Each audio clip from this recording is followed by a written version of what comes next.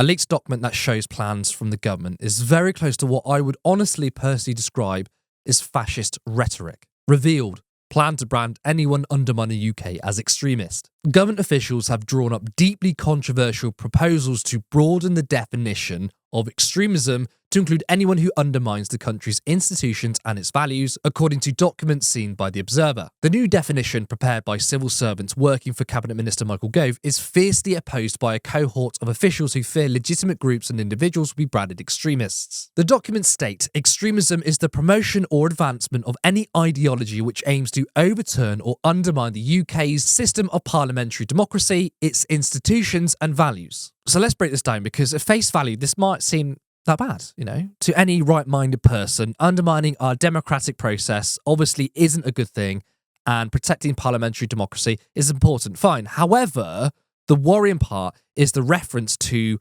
institutions and values. Some other institutions need to change, and yes, they need to be fought against. If you look at the police, often they're there to protect powerful interests. Look at the way they often treat protesters. Look at how the Met has been found to be institutionally racist, sexist, and misogynistic. What about our criminal justice system? Look how flawed it is and how unjust it can be, that simply changing the people within the system doesn't necessarily improve it. Our immigration policies, they're disgusting and inhumane. Our detention centres, and even our education. Now, the point of education, to me, is to question, is to be imaginative, rather than just preparing you for the world of work. It should be much more than that. An example of this from 2020 of how dissent is not tolerated: the government wanted to ban anti-capitalist material. The government has ordered schools in England not to use resources from organisations which have expressed a desire to end capitalism. Department for Education issued guidance on Thursday for school leaders and teachers involved in setting the relationship, sex and health curriculum, categorised anti-capitalism as an extreme political stance and equated it with opposition to freedom of speech, which is incredibly ironic, anti-Semitism, and endorsement of illegal activity. Also, side note, equating Jewish people with capitalism is anti-Semitism. These are examples of institutions that don't serve people.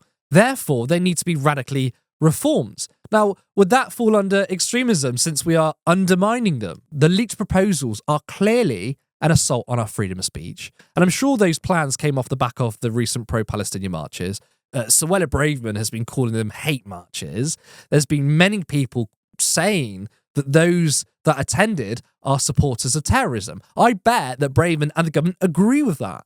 Therefore, they believe that simply being pro-Palestinian is extreme, and they probably want to punish you. Now, these leaked documents aren't anything new, but rather an expansion of deeply authoritarian policies from this Tory government. Back in 2011, the government created Prevent, which is supposedly an anti-terror and extremist monitoring program. In reality, it often targeted minorities, especially Muslims. The Prevent strategy defines certain indicators of radicalization, but through speaking to interviewees, we found that decisions about who to revert to Prevent ultimately rely on gut feeling. This has led to Prevent having a racist and discriminatory impact. In many cases, those worst affected are among society's most vulnerable and marginalized people. For example, children, neurodivergent people, and Muslims are most often wrongly flagged up as carrying a high risk of being drawn into terrorism, even though they have never committed a crime. The reasons why people have been referred to Prevent are often shrouded in secrecy, and there is no clear way to challenge referrals. Now, I want to talk about the value aspect, because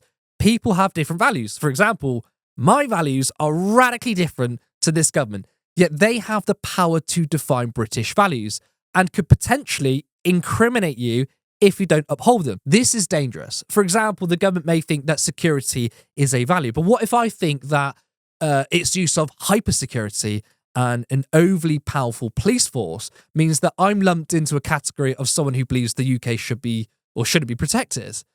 The government should not have a monopoly on values. This is what fascist governments do. Fascist governments think that being gay or being trans is immoral, therefore its citizens must adhere to these set of values. Do you see how dangerous this is? In a democratic society, institutions should always be up for debate, always be challenged, all authority needs to be questioned. That's a healthy society. Now, ironically, the government doesn't consider corporate lobbying as undermining parliamentary democracy, conflicts of interests, or the ownership of the media. It's very funny how powerful interests intervening is absolutely okay, yet people-powered movements are a threat.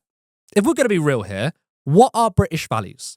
Because on an institutional state level, British values are colonialism, capitalism, and slavery, with a sprinkle of unelected monarchy in there. I, for one, think that these should be undermined, and that doesn't make me an extremist. Upholding these systems do. So if you think that these authoritarian crackdowns are because of safety and nothing to do with defending our corrupt and immoral political systems, then I think you're mistaken. Am I saying that this government is outright fascist? No. But are they treading down that path? Absolutely.